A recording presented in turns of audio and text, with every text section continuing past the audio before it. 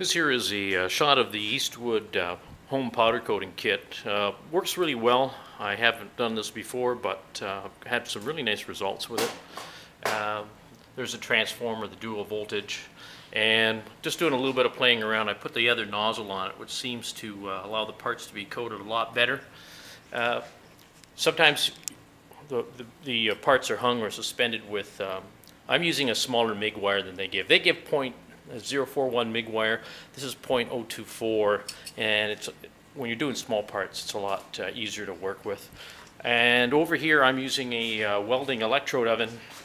There's my temperature gauge, and the oven's just coming up to temperature. And prior to doing any powder coating, what I'm doing here is they're in the oven right now for a couple of minutes. It's kind of hard to see because of the light.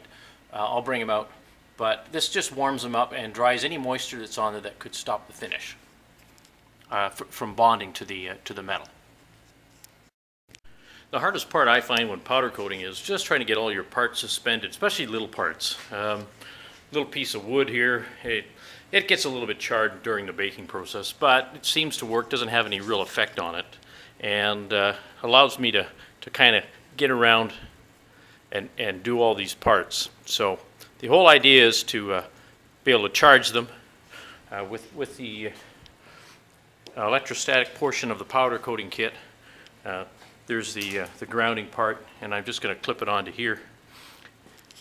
And I'll get this going in a minute. I'm by myself, so I can't be a cameraman and powder coating person all at the same time. So I'll give it a shot after a clip once I've got it done. Well, the dusting's done, and we've got some pretty good coverage with all the parts.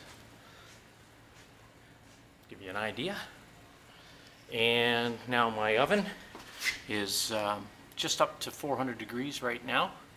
And I'm going to slip these in here, and it's going to go down a little bit when I open the door, but once it comes back to 400, then I'll take a look at the clock, and 20 minutes later it'll be done. We'll pull them out, and we'll have a look-see again.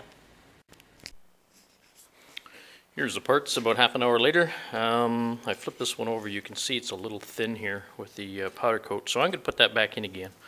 But these ones here, they looked not too bad. And that one maybe I'll hang it the opposite way and just give it another touch-up.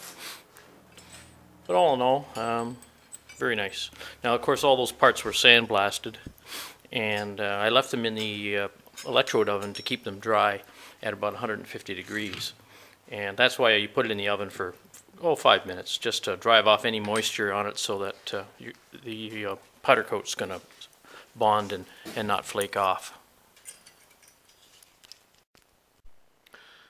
The powder coating is done, and I've been bolting a couple of parts back on.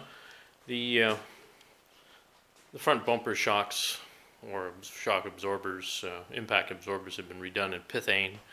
And just to give you a little update of some of the things we've done. For instance, this has been powder coated, the battery tray.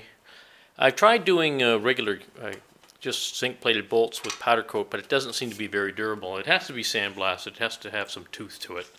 But just to give you an idea where we're at, these bolts on the hinges here, those have been powder coated, and again the hinges are done again in pithane. And I've got a little bit farther. We've got the carpet put back in. I had that out. It was soaped up and power washed.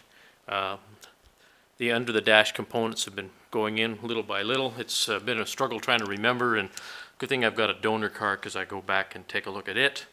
And that's how this flange for the gas tank is going to look when it gets bolted in there. But that's been powder coated as well.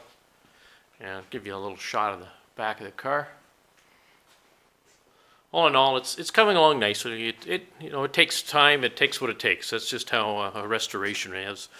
Currently, if you take a look here, maybe you can see that this here hasn't been color sanded yet. But I've got this jet here, and I'm going to put it in. So this has been color sanded and buffed. It's got a nice shine on it. Same thing over here. I ended up doing this. My son was out here, color sanded that panel. Came out very, very nice. We're going to put that back in, and you can see the little bit of a ripple in there from the clear being put on. It hasn't been color sanded opposed to right here. You got a shine. You can see how nice the lines are here for the reflection. This one here, you can see it's kind of fuzzed out. But anyways, that's where we're at.